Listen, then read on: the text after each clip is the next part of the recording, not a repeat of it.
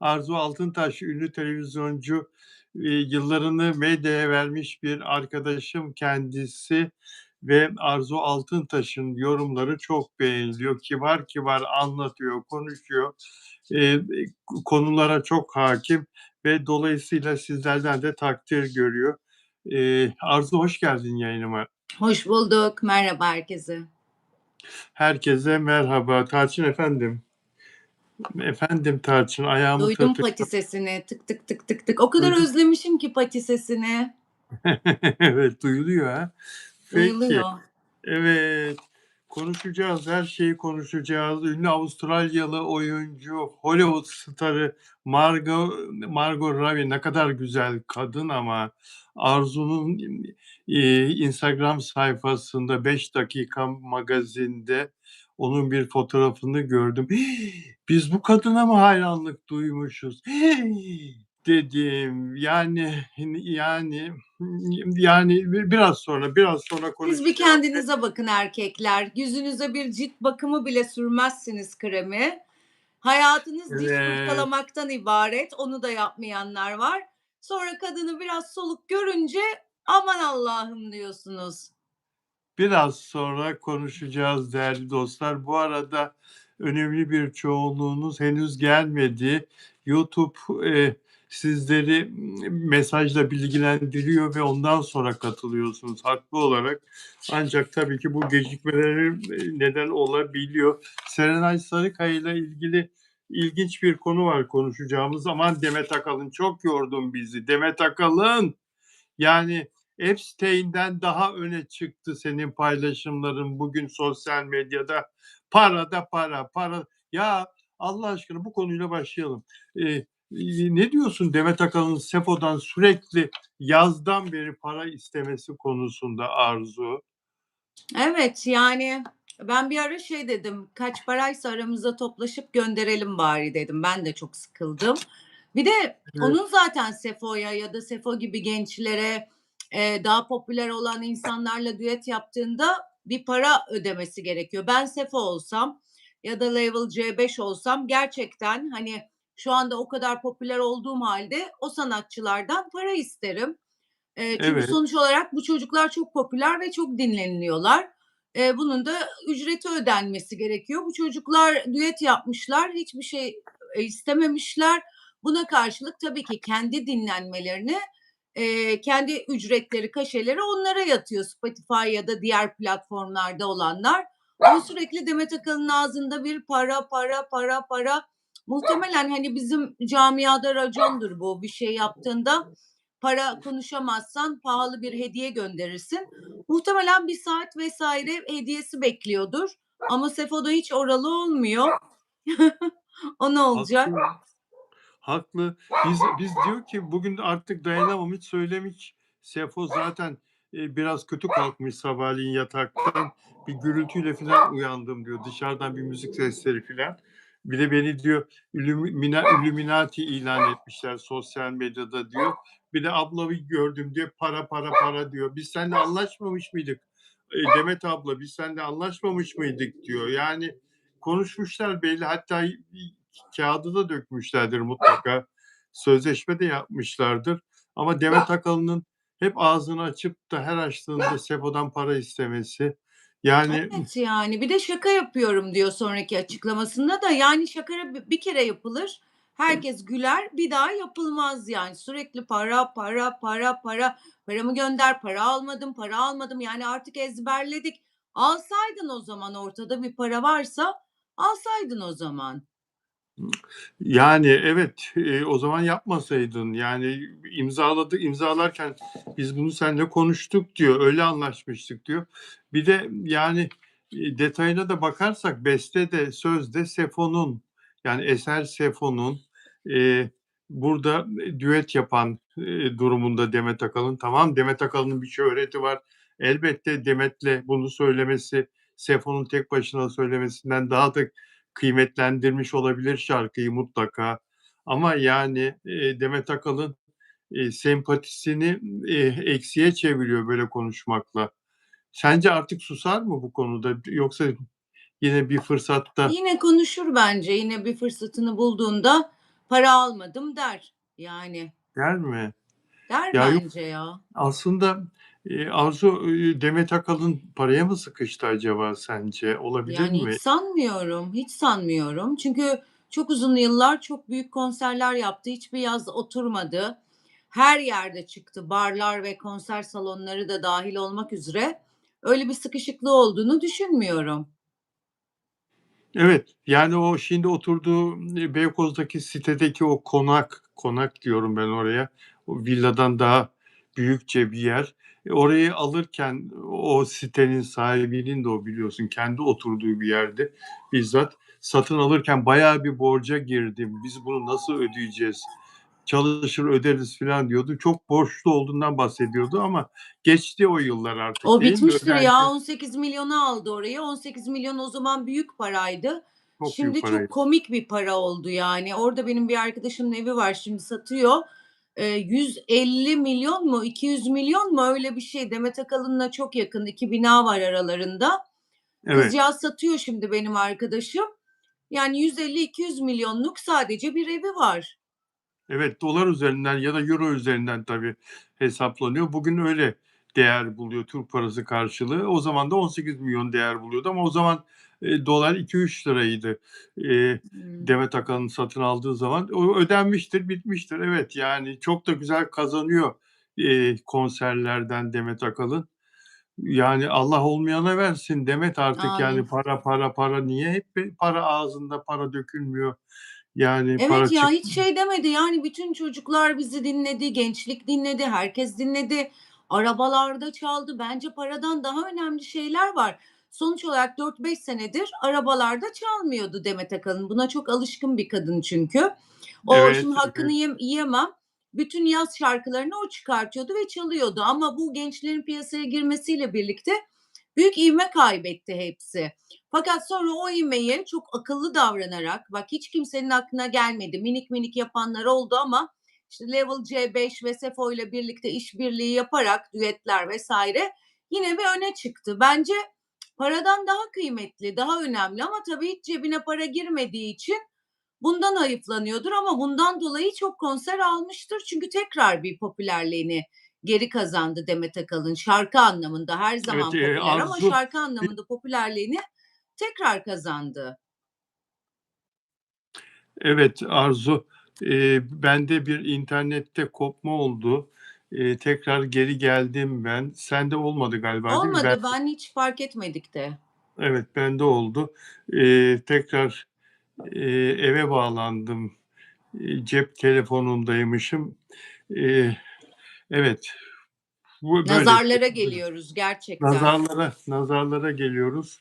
Evet, peki, Demet Akalın Sefo ile 23 Nisan doğum gününde çıkaracağı bir, şarkı daha olacak. Bunun anlaşmasını yapmışlardı. Sefo besteleyecek, yine sözlerini yazacak.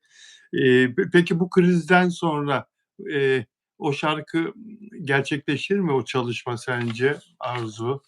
23 Yani bence Nisan'da. olmaz diye düşünüyorum ama göreceğiz izleyip. Yani ben olsam biriyle düet yapsam bu kadar çok para para para para denilse gıcık kaparım. Yapmam yani ki bu kadar popülersem Sefo çok büyük bir isim. Çok da yaptığı bütün hitler tutuyor ve hepsi hit oluyor zaten. Ben olsam yapmam çünkü hepimize gına geldi bu para cümlesinden. Evet. Sefo bile demiş ki diyor ki o çektiği videoda bu sabah yorgun argın uyandı yataktan bir kalkışı var Sefo'nun. Suratından düşen 1000 parça Illuminati ilan etmişler beni diyor. Sonra araştırdım ya Sefo gibi bir çocuğu niye böyle suçluyorlar? Kliplerle ilgili Afacan şarkısının klibinde geçen sene çektiği klipte taktığı gözlü kolye sebebiyle o her şeyi gören göz, motifi tepki çekiyor ve oradan Illuminati'ye bağlıyorlar Aman. bazıları sosyal medyada. Millet de çok meraklı. Ben de çok gözlü kolyeler takıyorum. Hani Evet. eski inanç, kadim inanca göre üstünde göz işareti olan bir şey bulundurursan göz nazar oraya isabet eder, sana değmez diye Illuminati mi oluyoruz şimdi? Ya diyor ki Sefo'da ben diyor, İmam Hatip mezunuyum diyor. Ya ne Illuminati'si diyor ya. Ben diyor Allah'ına, kitabına, dinine bağlı bir insanım diyor. Bizim öyle şeylerde işimiz olmaz diyor. İsmim benim Seyfullah diyor. Bunu da öğrenmiş olduk. Yani lütfen diyor benimle ilgili yorum yaparken dikkatli olun diyor. Kırılmış. Peki ilginç konular var bugün seninle konuşacağımız. Margot Robbie Margot Robbie'yi konuşacağız. Tamam. Merak etme, konuşacağız o konuyu biraz sonra konuşacağız. Burcu Özberk, oyuncu Burcu Özberk. Ya benim çok şaşırttı. Ben çirkin adam seviyorum diyor. Hayda. Çirkin adam karizması diye bir şey var diyor. Ya ben senin görüşüne, fikrine çok inanıyorum Arzu.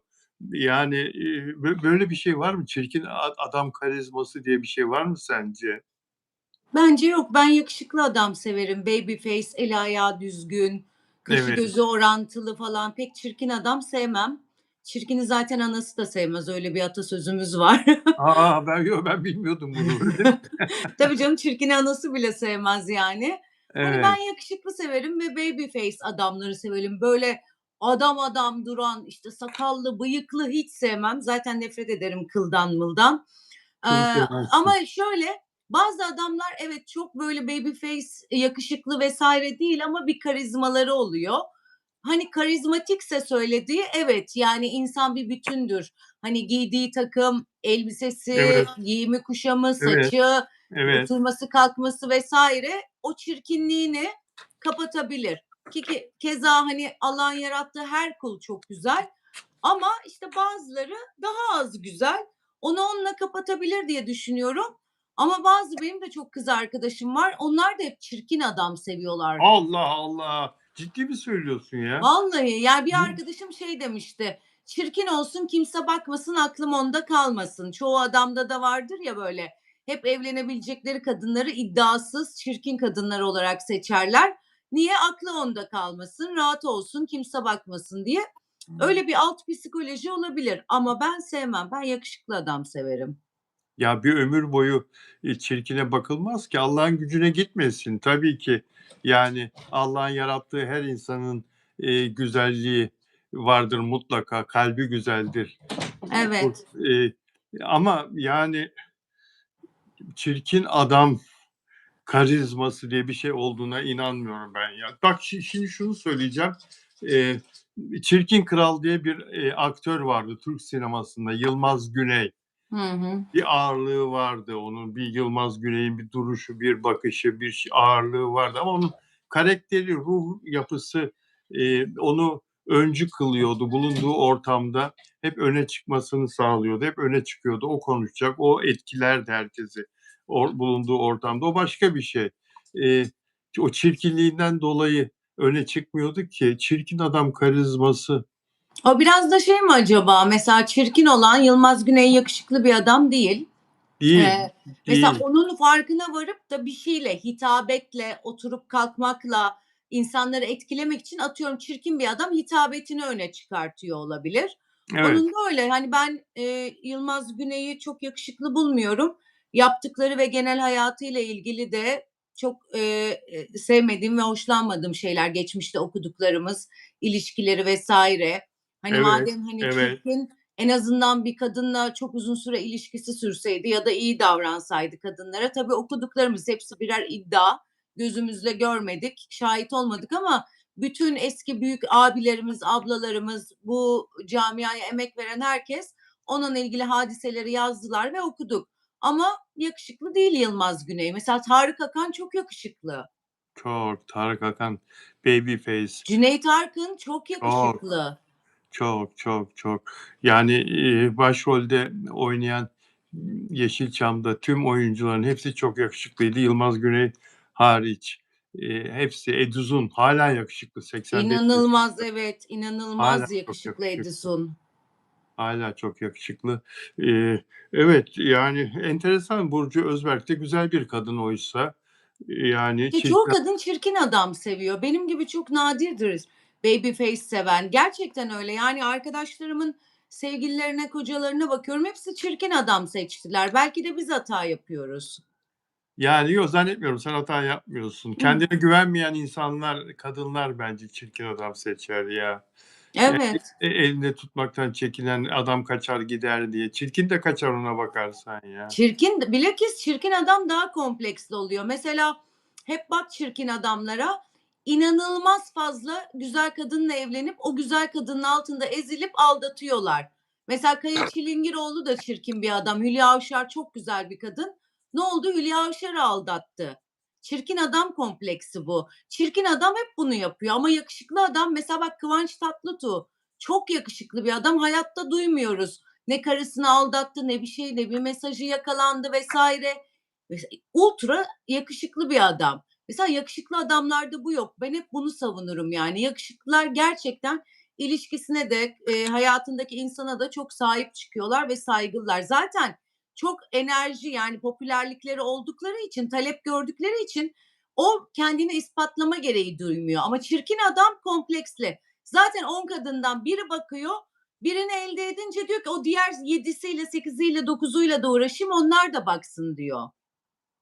Evet, Kaya Çilingiroğlu, gençliğinde, işte, fena değildi. Yakışıklı sayılmaz ama fena değildi. Yani yüzüne bakılır bir insandı. Ama Bir Hülya de Avşar'ın yanında tabii, çirkindi. tabii. Hülya Avşar çok güzeldi. Tabii, tabii, tabii. Kaya Çilingirioğlu baba parasıyla şımartılmış bir çocuktu. Babası çok varlıklı bir doktor. Bütün futbolcuları o ameliyat ederdi o zamanlar. Onun da ismi Kaya'ydı. Profesör Doktor Kaya Çilingiroğlu, ve çok varlıklı, çok zengin.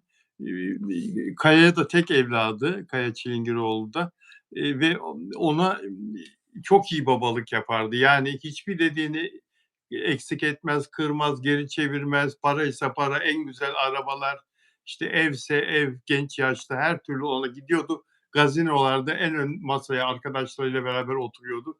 Düşün, o gazinoların hesabını falan ödemek her gencin harcı değil. O yaşta 18 yaşında, 20 yaşında işte gazinonun ön masasında oturuyordu. Hülya Avşar'a çiçekler, şampanyalar ya da başkalarına da yapıyordu bunu. Sonra Hülya Avşar'a takıldı. O şeyden şımartılmaktan gelen aldığı güçle Kaya Çilingiroğlu biraz böyle karizmatik filan oldu. O güçle öyle oldu, ve o hayat boyu devam etti. Şimdi de 20 yaşında kızlarla takılabiliyor yani. Kendisi Evet. 70'ine yaklaştı. Evet, ama Hülya tabii ki çok güzel bir kadın. Dizisi başlıyor Hülya'nın. Evet, biraz önce röportajını okudum. Türbanla çekmişler. Evet. Takabilirim diyor, çok yakıştım diyor. Öyle bir beyanat vermiş gazetecilere. Bıraksın bu işleri. Evet, diyelim kısaca. Peki, peki. Ya, Niğde'de çok enteresan bir olay, yani enteresan dediğim aslında korkunç bir olay meydana geldi. Gece 2 araba yolda giderken, yan yana giderken aynaları birbirine değiyor trafikte ve sürücüler birbirlerine çıkışıyorlar. Sonra o, tartışma kavgaya dönüşüyor. Bir tanesi belinden tabanca çıkarıyor ve diğer arabadaki 3 kişiye ateş ediyor. İkisini öldürüyor, birisi ağır yaralanıyor. Sonra kaçıyor. Polisler 1 saat kovalamacayla yakalıyorlar.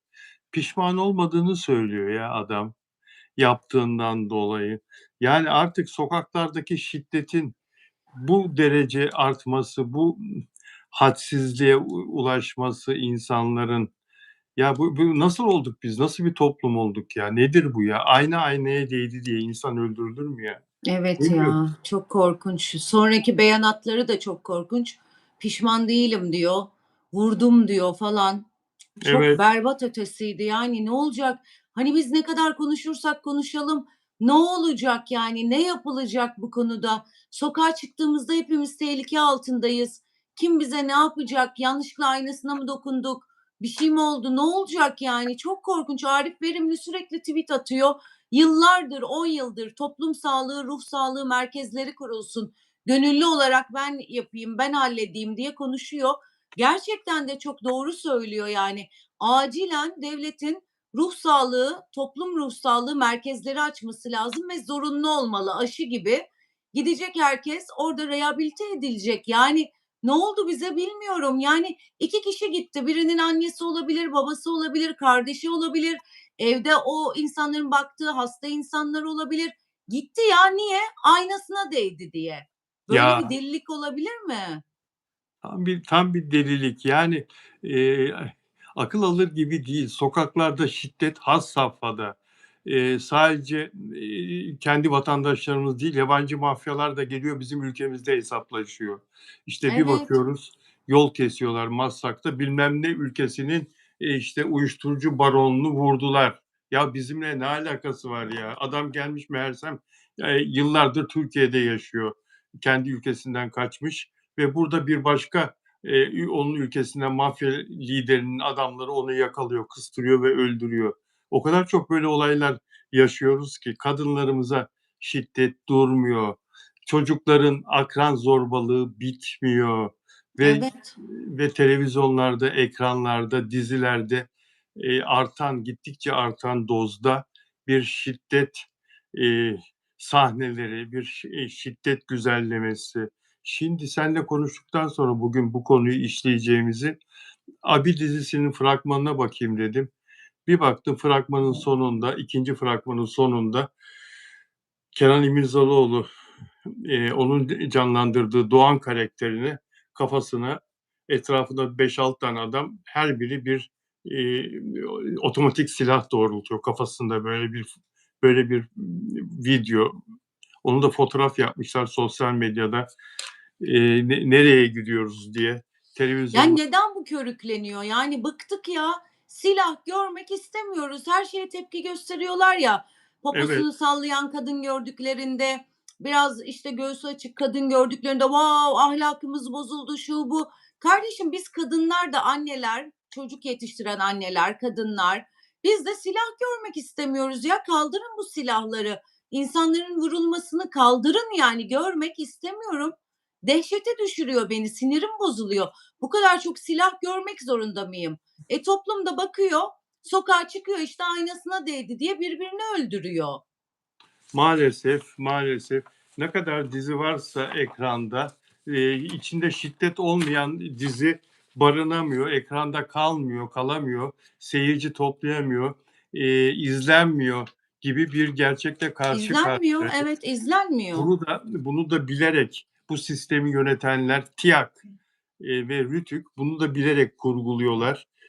Onlar istese değişir. Bir anda seyirci profili, reyting getiren, reyting sağlayan izlencelerin profili değişir. Yani birdenbire istese Rütük ve TİAK istese bir anda komedi filmleri, komedi dizileri en çok reyting sağlayan yapım haline getirilebilir. Bunu yapmak için algoritmayla oynamaları gerekir. Bu kadar basit ama bunu bilerek yapmıyorlar. Bilerek yapmıyorlar. Algoritmaları şiddet izlensin diye kurguluyorlar. Bunu da ben bir gazeteci olarak söylüyorum. Bu bir öngörü değil, bir tespit bu. Bilim insanı değilim, evet. Bu bir bilimdir, reyting ölçmek, televizyon yapımlarını bu şekilde takip etmek ama görünen köy kılavuz istemez. Evet. Bir Yani. Gülse Birsel lazım bize ya gerçekten. Bir Yo, istediği kanalda kadar bir yazsın. İstediği kadar yazsın. Rating sistemi böyle kurgulanırsa istediği kadar isterse Kemal Sunal tekrar dünyaya gelsin ve televizyon dizilerinde başrolde oynasın yine reyting toplamaz. Yani toplamaz, bu evet doğru sistemi söylüyorsun. bu sistemi o şekilde kurmuşlar. Anlatabiliyor muyum? Doğru. Onun için millet komedi dizisi çekmiyor. Yoksa Gülse Birsel çekerdi. Evet, evet. Bir de dijital platformlar da çok pahalılaştı. İnsanlar bir Netflix izliyordu. Netflix acayip zamlandı. Diğerleri Amazon Prime. Yani bir evde hepsini satın almaya kalkışsan ayda 2.000-2.500 lira paran gidiyor. İnsanların da artık bu platformlara da çok böyle ucuza ulaşıp bu gerçekten ana akım medyadaki bu korkunç şeyleri izlememesi gerekiyor. Çünkü alternatif yok. Yani insan şu anda hani atıyorum asgari ücret alan emekli bir insan gidip Netflix alamaz. Dijital platformlardan birine abone olamaz. Hani tercih yapıp onu kapatıp başka bir şey izlemesi gerekiyor insanların. Onları da satın alamadığı için bu sefer ana akım medyadaki silahı, mafyayı izliyor. Bu da çok berbat.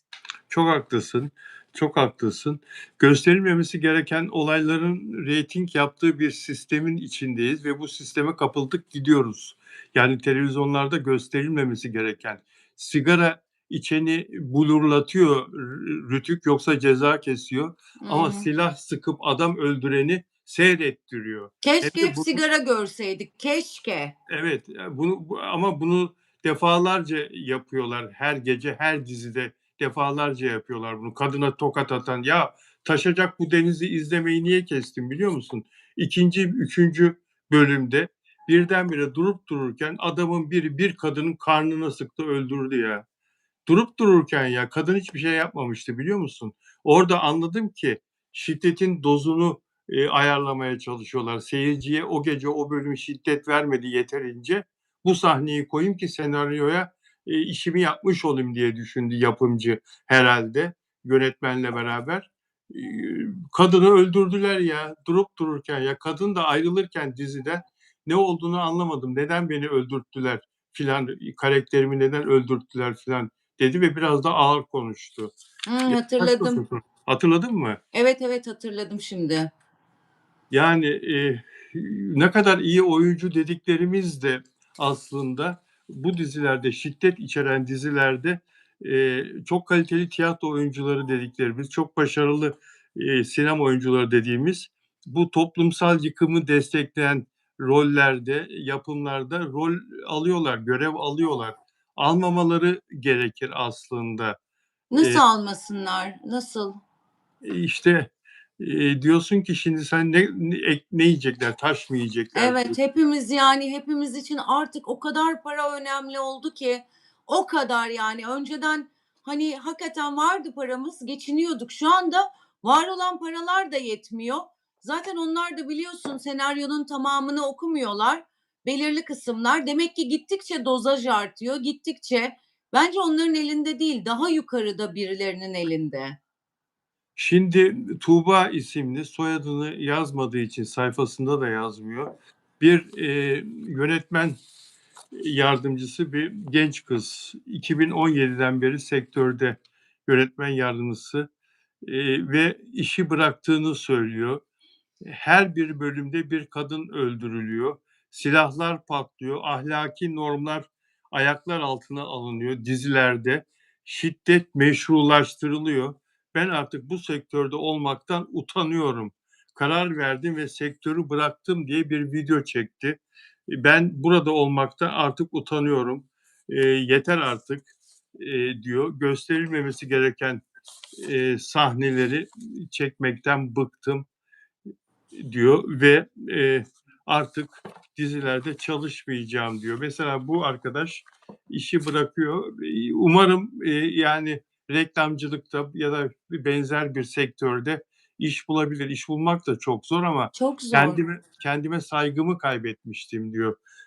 Tuğba isimli bu arkadaşa yazdım. Bakalım dönerse bazı şeyler sordum Sen kendisine. atınca haberi sektöre sordum, dizi sektöründe olan arkadaşlarıma. Evet. Birçoğu tanıyor. Hmm. Sektörden de çok büyük isimler altına yorum atmışlar arkadaşlarımın beyanına göre. Desteklemişler kızı. Sektörden çok isim de gerçekten bu projelerden çok muzdaripmiş. Evet ama dediğin gibi insanlar geçim zorunda olduğu için, geçinmek zorunda Çok olduğu zor için artık, en yani şeyden Beylikdüzü'nden Tuzla'ya kadar her evin kirası 45-50 bin lira. ya Yani şimdi insanlara bir şeyleri de söylerken arkadaki faktörleri de düşünmek gerekiyor artık. Yani önceden 2.000 liraya, 3.000 liraya her yerde oturabiliyorduk. Şu anda 50.000 liraya hiçbir yerde oturamıyoruz yani. Bir de bu gerçekler var. 50 bin liraya hiçbir yerde oturam. Yani maalesef her şey çok pahalanıyor. Her geçen günde daha da yükseliyor her şeyin fiyatı. Evet. Dün İnanılır markete gibi gittim, değil. inanamadım. Sen gittin mi? Ramazan diye Evet, evet. herhalde, inanamadım yani 180-200'ün altına meyve sebze yok yani. Maalesef. Maalesef. Ya ne demek sebzenin 180 Ya 100 lira olması? bir Yani tane insanlar kabak aldım 100 lira tuttu. yapma ya. Vallahi orada duruyor, gözüne bakıyorum kabağın çürümesin diye. Gözüne Her bakıyorum. gün konuşuyorum onunla. Bak bugün de yapamadım seni, sakın çürüme. Sakın. Bir tane, bir adet kabak 100 lira. O yani inanılır gibi değil. Özgür Aras, ünlülerin iletişim danışmanı, Sezen Aksu'nun da iletişim danışmanı. Sezen Aksu ile ilgili bir mesaj geçti yayına girerken. Sezen Aksu'nun sosyal medya hesapları hakkında bilgilendirmedir diye geçti. Sezen Aksu'nun resmi bilgilerinin ve duyurularının paylaşıldığı resmi web sitesi sezenaksu.com.tr, resmi Facebook sayfası ve resmi YouTube kanalı dışında başka bir sosyal medya hesabı bulunmamaktadır. Popüler sosyal medya platformlarında kendisinin adıyla açılmış tüm hesapların kendisinden bağımsız olduğunu ve bu hesaplardan yapılan gönderimlerin kendisine ait olmadığını bir kez daha hatırlatırız. Bilgilerinize saygılarımızla diye. Hiçbirine inanmıyoruz. Özgür Aras'a ve Sezen Aksu'ya duyuru. Sezen Aksu çıkıp yüzünü gösterene kadar sosyal medyadaki hiçbir hesabına inanmıyoruz. Sezen Aksu çıksın artık. Minik artık telefonu tutup Tarkan gibi mi çeker, ne yapar? Bir kuple bir şarkı söylesin, bir bize yaşadığını göstersin. Çok güzel. Çok güzel. Valla bunu atayım sana. Sen bunu hem bunu paylaş hem bu yorumu yap orada. Çok güzel. Hakikaten çok güzel. Sayfanda yap. Sezen Aksu'yu etiketleyerek. Çok da güzel. Evet, çıksın artık Sezen Aksu, özledik ya. Çıksın yani, bana ne iletişim danışmanından, sosyal medya hesapları vesaire vesaire. Sonuç olarak Türk halkının bayıldığı bir kadın, hepimize borçlu. Hepimizin aşk anıları var, hepimizin geçmişte onunla ilgili anıları var, ağladığımız anılar var, o var, bu var. Valla bu kadar büyük sanatçılarda köşeye çekilmeyi ben kabul etmiyorum. Bence halk da kabul etmiyordur. Sezen Aksu çıksın, kendisi desin kardeşim, oradan video çeksin. Benim sosyal medya hesabım bu. Ben de Sezen Aksu desin, o zaman inanırız. Evet, bir F Sezen Aksu diye bir Instagram'da yıllardır bir hesap var. Herkes onu Sezen Aksu'nun kendi hesabı zannediyor. Asıl bu yalanlama ona bence. Çünkü çok özel fotoğraflar, videolar paylaşıyor o hesap. Mutlaka Sezen Aksu'yla bağlantılı olduğunu ben yıllardır düşünüyorum zaten. Sezen Aksu istediği kadar öyle desin. Herhalde o hesabın sahibi olan admini artık birisi paylaşıyor orada. Onunla arası açıldı galiba. Bir şey oldu ki bu hani ilişkim yoktur kimseyle açıklamasını o yüzden yapıyor diye o F Sezen Aksu. F Doğru. nokta Sezen Aksu. Ben öyle düşünüyorum ama Tabii tabii, doğru. sana da çok katılıyorum yani çok haklısın. Çıksın göstersin, kendini göstermiyorsa Kanlıca'dan bir denize atsın göstersin. Denize tutsun, bize bir şarkı söylesin. Ya bir yaşadığını hissedelim Sezen Aksu'nun ya. Sezen Aksu yaşadığını hissettir bize. Bu Lütfen. bunu en iyi şarkılarla yaparsın. Hadi Sezen, hadi Sezen. Çok doğru söylüyor. Arzu Altıntaş çok doğru söylüyor. Sevgili Arzu, Afra Saraçoğlu ile ilgili bir şey söyleyeceğim biraz sonra. Yarın da onun dizisi değil mi? Hı Yarın hı. biraz sonra bir şey söyleyeceğim. Yeni bir tanışma aplikasyonu. Bu senin haberin. Bundan sen söz ettin. Eee, Onu konuşmak istiyorum seninle. Değerli izleyenler, yeni bir tanışma aplikasyonu, flörtleşme aplikasyonu. Bir saniye, onunla ilgili bir yerden bir bilgi İsmini almak. söyleme sakın, reklamını yapmayalım. Yok, söylemeyeyim, ismini söylemeyeyim. Pardon, bir saniye. Yeni bir flörtleşme ama bunun diğerlerinden farkı, diğer, flörtleşme aplikasyonlarından farkı bu elit, çok elit, çok Çok elit. elit. Bunu international'mış bu. Ben Evet, de arkadaşlarımdan hep öyle derler ya, uluslararası, arkadaşım evet. için istiyorum ilacı. Arkadaşımdan öğrendim ama gerçekten yemin ediyorum arkadaşlarımdan öğrendim. Şimdi hep yanıma gelen arkadaşlarım, kız ve erkek arkadaşlarım bu application'dan bahsediyorlar. Başta hiç umursamadım falan filan. Sonra buluştuklarını falan anlatmaya başladılar. Sonra baktım çok kişi söylemeye başladı. O zaman radarıma aldım. Ne Fakat ben yapıyorlar? girip Buluşunca ne yapıyorlar? Buluşunca ne yapıyorlar? çay Farklı bir kahve şey mi? içiyorlar, yemeğe gidiyorlar. Sonra da işte atraksiyonlar vesaireler yani Evet, öyle şeyler. Şimdi benim ilgimi çeken tarafı çok ünlünün olması. dizilerde gördüğümüz birçok ünlünün, hatta bana bugün dedim atın dedim hani kimleri görüyorsanız, screenshot almak yasakmış. Diğer Yasak. telefondan çekip attılar. Birçok ünlüyü görüyoruz orada ama kendisinin A! attıklarında Defne A! Samyeli'nin profilini attılar. Şok Kimin? geçirdim. Kimin? Defne Samyeli. Defne Samyeli orada mıymış? Evet, o da Ah Defne, oradaymış. ah Defne, ah! Kimseyle hayatımda hiç kimse yok. Boşandığımdan beri dersin Defne.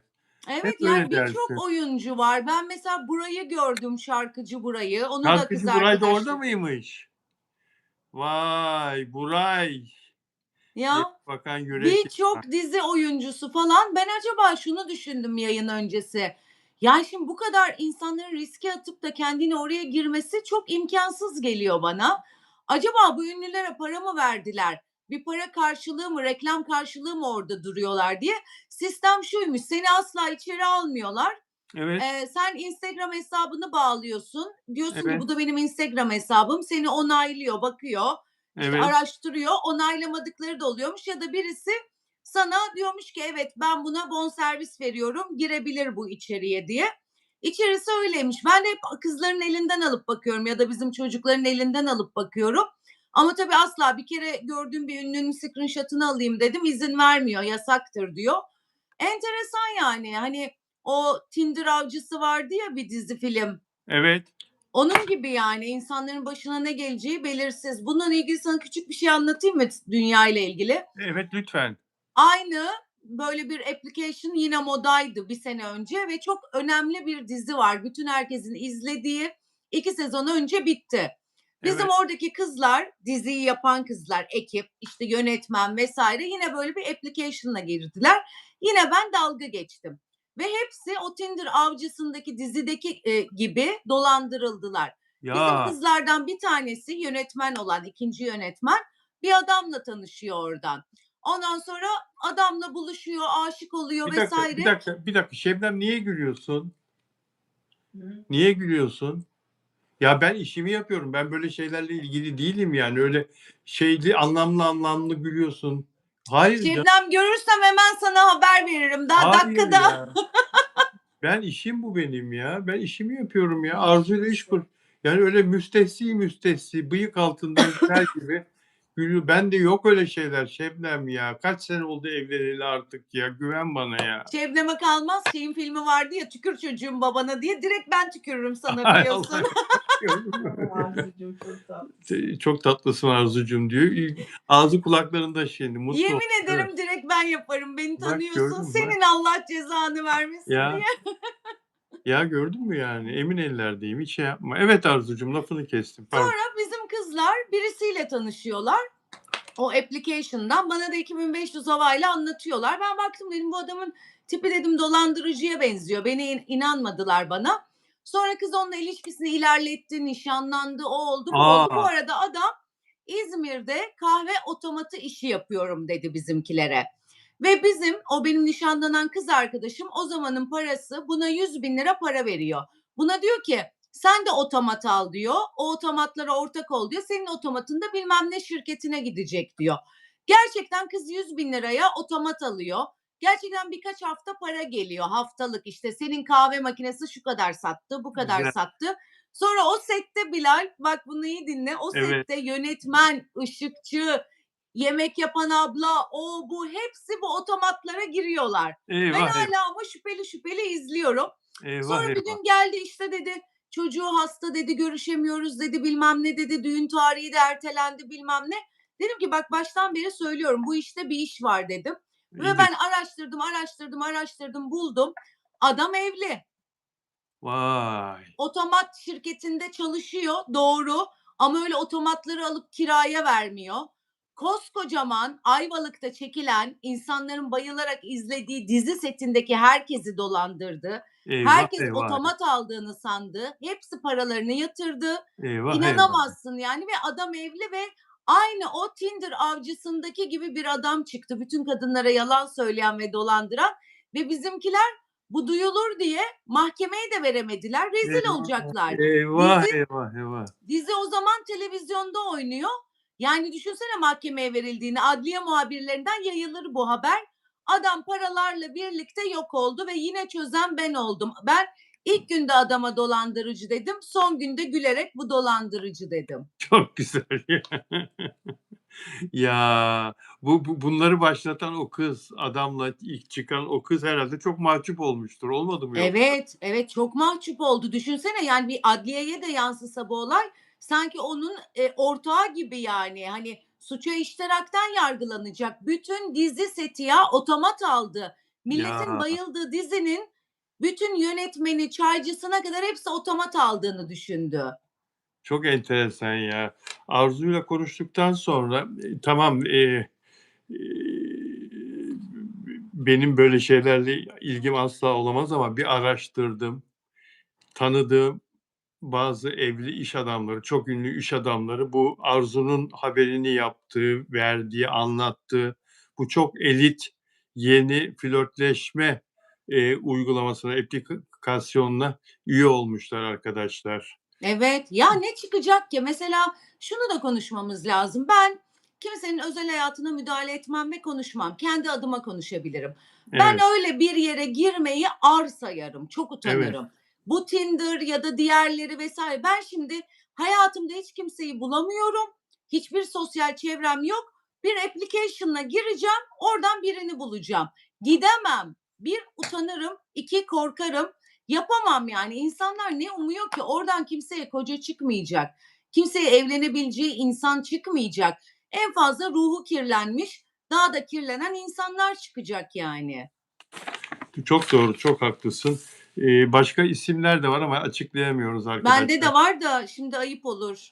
Evet, açıklayamıyoruz. Başka isimler de var. İnsanları zor durumda bırakmak Çok istemiyoruz. ünlü bir pop şarkıcısının olaylı boşandığı kocası orada. Bunu Aman! son dak Bak inanılmaz, Türkiye'nin en Aman! büyük pop şarkıcısı, olay bir isim. Onun Aman! boşandığı kocası da orada. Ben mesela şaşırdım ona yani. Aman! Bu kocanın ismi M ile mi başlıyor? Nasıl İlk anladın ismi. hemen? Evet. Hiç Yani, konuşmadık bunu, hemen anladın. Bravo. evet, Sana canımsın. yazacak vaktim olmadı. Evet, yani çok enteresan isimler var arkadaşlar. Arzu'nun dediğine katılıyorum. Yani sanki hiç, sosyalleşemiyorlarmış gibi böyle aplikasyonlardan medet umuyorlar ama sadece bizim ünlüler değil, bu, ismini söylemediğimiz reklam olmasın diye uluslararası bu, flörtleşme aplikasyonunda Hollywood starları da var. Emin olun Hollywood starları Evet, da evet, var. var, var. Çok ünlü insanlarla evli, çok ünlü insanlarla aşk yaşayan erkekler de var, kadın üyeler de var. Evet. Peki, eee, Arzu, hayatımı Serenay Sarıkaya oynasın, bana bir şey olursa hayatım belgesel yapılsın ve Serenay Sarıkaya oynasın diyen ünlülere birisi daha eklendi, Yonca Evcimik. Ajda Pekkan'la başladı bu. Mahmut Eee, Tuncer'le devam etti. Mahmut Tuncer'le rahmetli Güllü ölmeden evvel söylemişti. Kibariye söyledi geçenlerde. Zerrin Özer, Deniz Seki, Lale Belkıs, dediğin gibi Mahmut Tuncer. Neden herkes Serenay Sarıkaya diyor sence? Neden? Yani Yonca Bilmiyorum ki. Hı, Herkesin çok tabii Serenay herkesin bayıldığı bir isim ama herkesi de Serenay oynayamaz yani. Bir boy, poz, benzerlik vesaire olması gerekiyor. Yani Serenay evet, bence Harika Avcı'yı oynayabilir. Boy, poz, nizam, o, bu falan ama yani bir Kibariye'yi oynayamaz yani Serenay oynayamaz. Sarıkaya. Oynayamaz. Oynayamaz yani. Fizik olarak değil mi? Çok kilo alması, boyu zaten o kadar kısa değil. Yani tamam, Yonca Evcimik'i de oynayamaz. Bugün söyleyen Yonca Evcimik. evet. Yonca Evcimik de olmaz yani. Serenay oynayamaz onu. Ya Serenay hem güçlü bir kamera önü enerjisi var Serenay Sarıkaya'da. Hem yani dramatik rol yapma yani bu tür biyografilerde olmazsa olmaz dramatik rol yapma kabiliyeti çok üst düzeyde. Serenay her şeyi çok güzel oynuyor. Bak o Aile dizisinde mesela en son o biraz ağır bir dramdı. Ama Medcezir'de başka bir şeydi. değil mi? Evet. Yani Serenay'da rolden role geçebilme, karakterleri üzerine başarıyla giydirebilme yeteneği çok fazla. Bir de yüzü çok enteresan. O yüzünün bir makyajla değiştirilebilmesi, karakterden karaktere geçebilmesi de mümkün. Serenay'ın diğer bazı oyunculara göre çok artıları var. Yani bazı sektörde bazı kadınlar çok güzel ama rol kabiliyeti az, iyi oyuncu değil. Bazıları da çok iyi oyuncu ama çok güzel değil. Mesela senin dediğin kadını, Harika Avcı'yı, Ajda Pekkan'ı güzel bir kadının oynaması lazım. Değil, Evet. değil mi? Evet. Yani Serenay gibi bir kadının oynaması lazım ya da başka güzel ve iyi oyuncu ama güzel kadın olması lazım. Bu anlamda peki sence Serenay e, sektörde ender olan başarılılardan, gerçek her anlamda ve güzellerden. Bunun karşılığını görebiliyor mu, alabiliyor mu sence Serenay Sarıkaya? Bence alıyor. İlah gibi yani. İnanılmaz güzel, inanılmaz başarılı. Çok yani yetenekli, sesi, sahnesi, şovu, oyunculuğu falan filan ve çok iyi bir kaşesi var. Bence alıyor. Daha ne olsun? Sence alamıyor mu? Yani, biraz tembel mi acaba ya? Az mı çalışıyor biraz? Yıllardır Bence çok mesela aldığı için o kadar hırpalamıyor kendini. Açgözlü değil bence. hırpalama. Setten sete koşabilir ama Evet. koşmuyor. Yetiyor bence para. Mesela son 2 seneyi, 3 seneyi, işte, o dijitaldeki, 3 sezon arka arkaya çektiği diziyle, neydi o dizinin adı? Onunla yaşadı, Hı geçiştirdi. En hı. son bu Mayıs'ta, nisan'da, mayıs'ta, Evet, evet. yayına girdi. Yani mesela o iş, tamam çok seyredildi ama, yani işin kendisi de zaten cıvıl cıvıl bir iş, Hı yapım hı. bir proje olduğu için, diğer oyuncular da, ve çekim ekip filan çok güzeldi. Teknik olarak Evet. çok başarılıydı. Işıl ışıl bütün sahneler. Kadrajlar filan her şey çok güzeldi. Yani, mesela ben Serenay'ı, Anadolu'da bir köyde bir kadının, bir kumanın hayatını oynarken de izlemek isterim. Yaşlı, kadının, evin hanım ağasının yanında 2'nci kadın, 3'üncü kadın olarak da izlemek isterim. Tıpkı bir zamanlar Türkan Şoray'ı, Hülya Koçyiğit'i izlediğimiz gibi. Fırat Nehri'nde ayağa kayıp, işte, o dalgaların arasında bir yerlere tutunmaya çalışırken de görmek isterim. Yani oyunculuğu çok artık büyük şehirlerin içine soktuk, salonlara soktuk, villalara, konaklara soktuk. Oyunculuk deyince işte o konakların içindeki oyunculuklar artık hep konuşuluyor. Oysa ki yahu yani toprakla uğraşan kadın, toprakla uğraşan erkek, ne bileyim ben kurtlarla kavga eden bir erkek, yani böyle roller yok artık, maalesef yok. Dünya sinemasında var.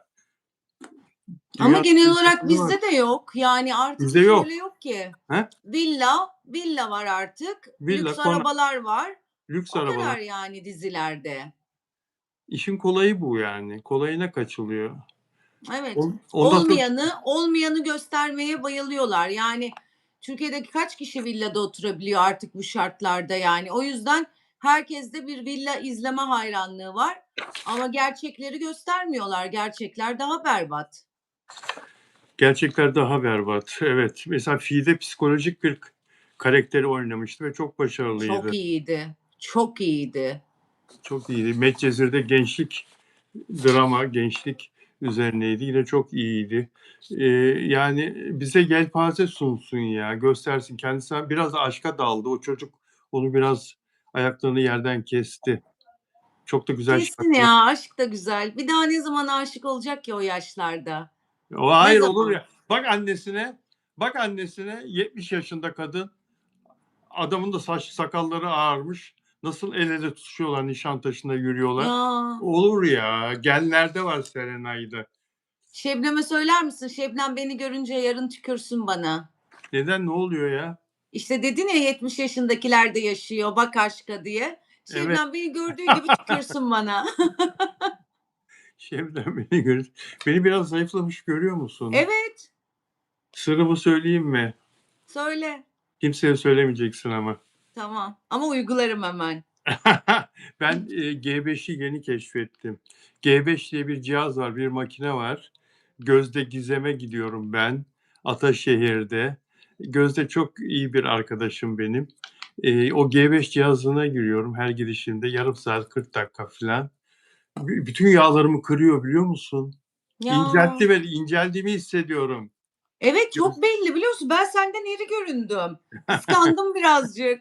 Evet, evet. Yani spor yapmak, biraz zaman gerektiriyor. Yürüyorum zaman zaman ama çok fazla vakit ayıramıyorum. Bu çok iyi oldu hakikaten Gözde Ay, ne Gizem'in. güzel vallahi. Çok çok Evet, şahane duruyorsun maşallah.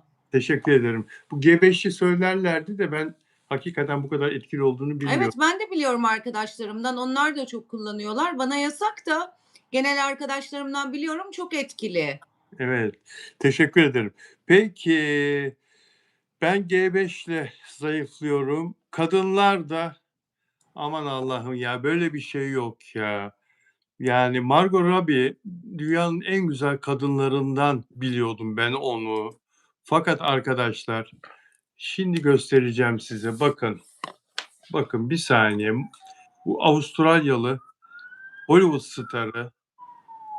Kendisini pek çok filmde izledik. OBS olmadığı için.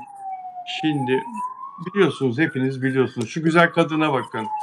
Hepiniz Evet. biliyorsunuz. Belli oluyor değil mi? Evet, evet oluyor. Ne kadar güzel kadın. Ne kadar bakımlı gözüküyor. Ne kadar güzel kadın. Yani fakat arkadaşlar Makyajsız.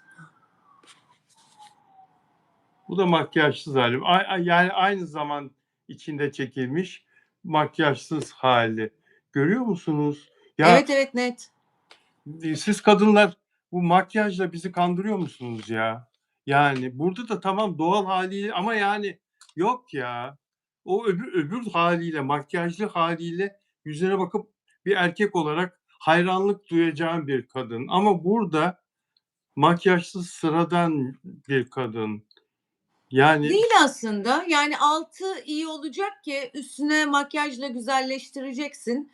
Her kadın güzel. Demin tabii erkekleri çirkin demiştik hemen pozitif ayrımcılık yaparak. Her kadın güzel ama bir ruj sürdüğünde, işte bir kaşını gözünü boyadığında daha dikkat çekici oluyorsun. Yani yıllarca hep bana da dediler yok Instagram'da işte filtre var, o var, bu var. Al işte şimdi filtre mi var yani? YouTube'da yok filtre. Ama yok. ruju silsem bir tık daha donuk gözükürüm.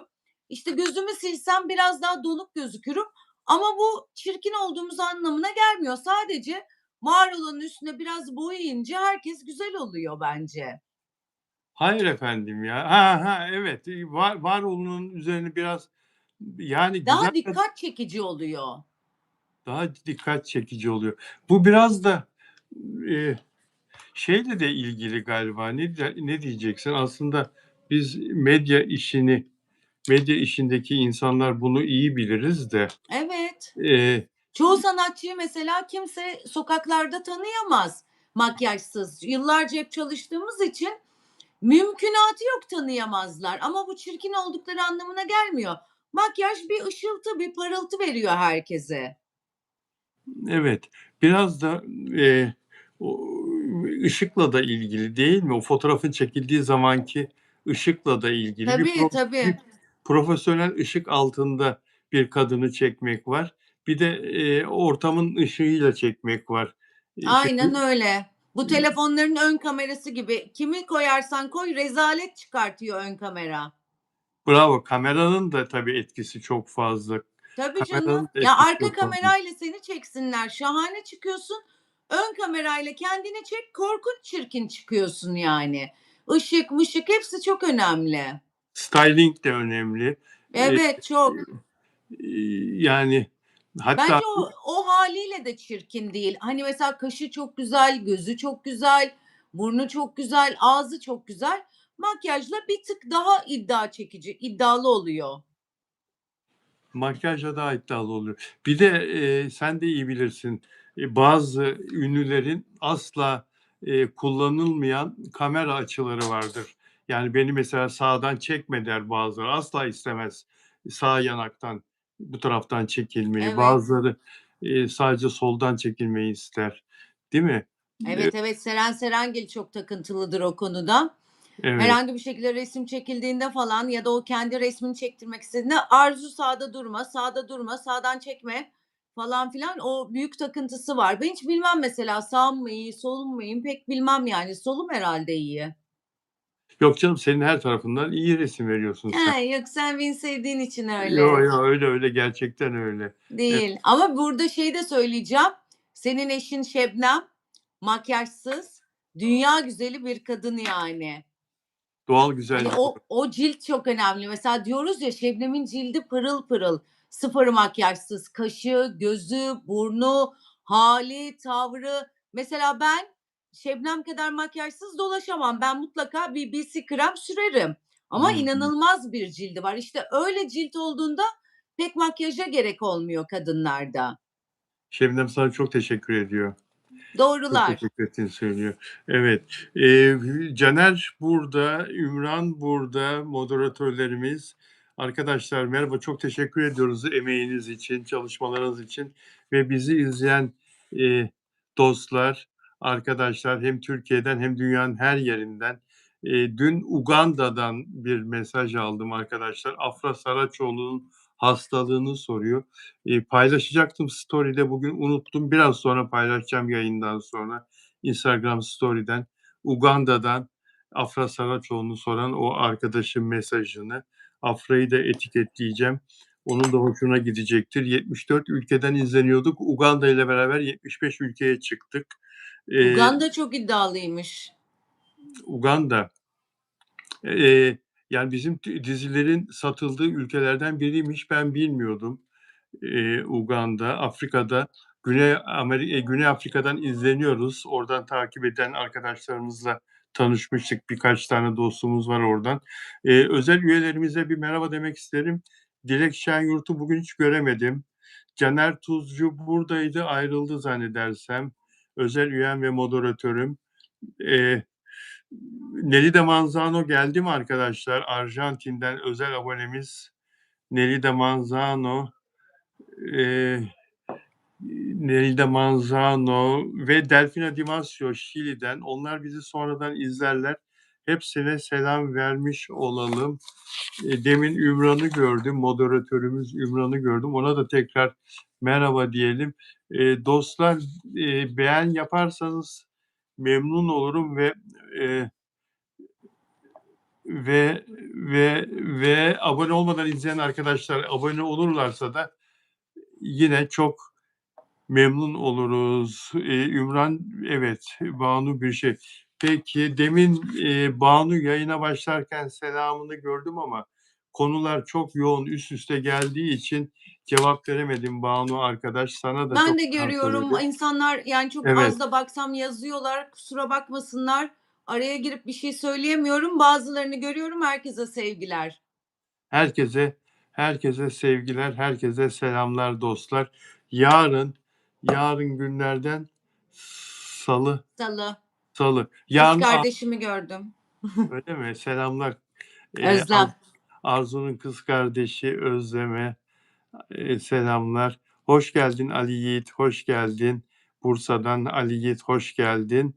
Ümran da sana selam veriyor Arzu. Evet. Evet, Ümran'a da selamlar. Yarın evet, ünlü astrolog İpek Canbulat'la birlikteyiz. Bu gezegen hareketlerinin aşka etkisi olacak mı ve paraya etkisi olacak mı? Hemen izleyeceğim yarın. Yarın onu soracağım. Bir de senin bir sorun vardı. Evet Satürn lütfen. Bak Satürn 14 Satürn Şubat'ta.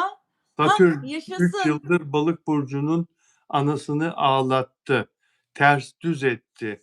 Gitmeden bir tık düzelmeler olmaya başladı. Peki Balık burcunu bundan sonra ne bekliyor? İyi not almış mıyım? Şahane. Yapamadım İpek'te geçen gün Ya gelemedi. ben de onu Yapamadım. soracaktım sana. Yapamadım. Yarın izleyeyim sizi.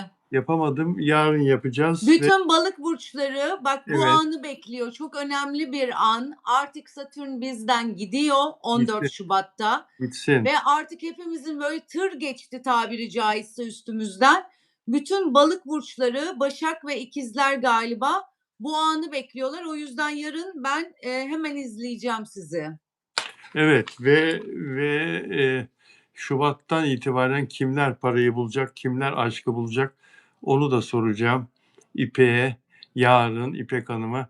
Hepsini konuşacağız. Çok teşekkür ederim Arzucuğum. Ben teşekkür ederim. Sana da izleyen herkese de. Evet dostlar sağ olun bizi izlediğiniz için. Sevgiler sunuyorum. Görüşmek üzere. Görüşürüz.